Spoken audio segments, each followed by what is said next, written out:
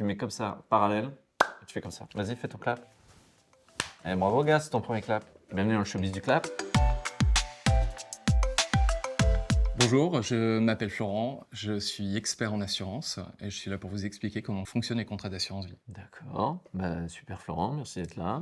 Moi, je m'appelle Baptiste Caplin, je suis humoriste et comédien et je vais essayer de traduire ce que dit Florent. Elle est très belle ta veste. Je vais dire ce qu'il va dire sans la veste.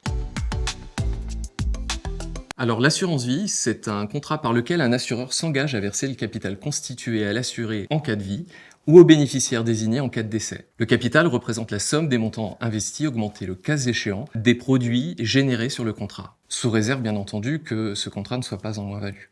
Ouais. Donc en gros, l'assurance vie, c'est de l'argent que tu mets de côté avec l'objectif de le faire fructifier pour préparer l'avenir et autres projets de vie, quoi. Et quand je dis projet de vie, c'est de vie, hein. C'est genre acheter un parc d'attractions avec de la barbe à papa, de trains fantômes, chamboule tout. Enfin, c'est un truc. Oui, on peut acheter une maison aussi, c'est vous qui voyez, moi je juge pas. Mais un parc, c'est cool.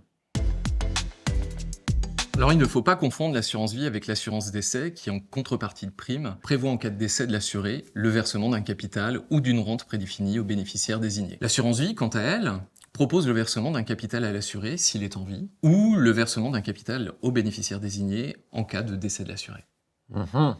Alors en gros, une assurance décès, c'est des sommes d'argent que tu verses à un assureur pour que tes proches touchent un capital si tu décèdes. Bon, faut bien les choisir, hein. Moi, j'ai pris un cousin un peu nerveux. C'est pas la meilleure idée que j'ai eue.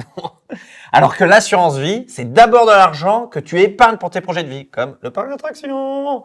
Même s'il revient à ceux que tu as choisis. C'est pour ça que tout le monde confond un peu le truc. Sauf moi, car je suis très intelligent. Moi, je confonds pas. Moi, j'ai sauté la moyenne section. Et Madame Dorian, elle m'a dit ouais, c'est vachement bien, t'as bien appris tes tables de multiplication. 4 x 4, 16. T'as pas eu le temps. Eh ben, ouais, parce que je suis intelligent. 6 x 4, 34. 24.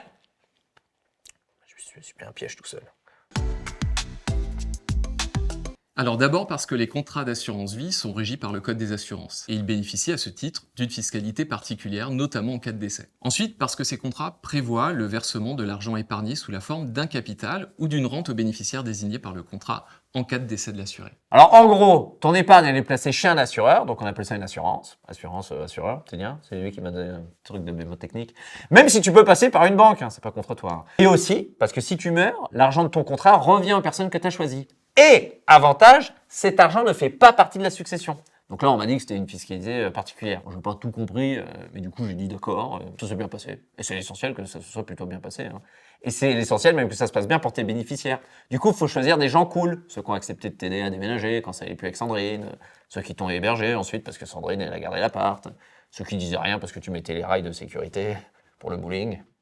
Pour que tu gagnes une partie à 36 ans. Moi, j'ai du mal avec le bowling. Parce qu'en fait, j'ai un pouce hyper gros et le doigt pour... Bon, c'est un peu perso, ça. Alors la liberté est laissée aux souscripteurs de choisir entre un ou des versements libres ou programmés. Et s'agissant de ces derniers, de définir leur fréquence, sachant qu'il pourra les interrompre, en modifier le montant et la périodicité selon les modalités prévues au contrat. Non, non, pas du tout, en gros. C'est toi qui décides combien tu verses et quand. Et tu peux arrêter quand tu veux. Comme cette vidéo, par exemple, qui se termine. Genre là, maintenant, hop, là, tu peux l'arrêter.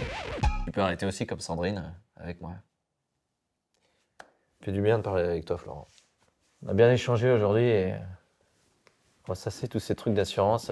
Parce que tu sais, la vie de couple, c'est aussi se projeter. Et... J'étais, entre guillemets, assuré de passer ma vie avec Sandrine. Les soucis administratifs, tout ça, c'était elle et moi. On était fait pour s'entendre. On est peu de choses face à l'amour. Et on est peu de choses face au...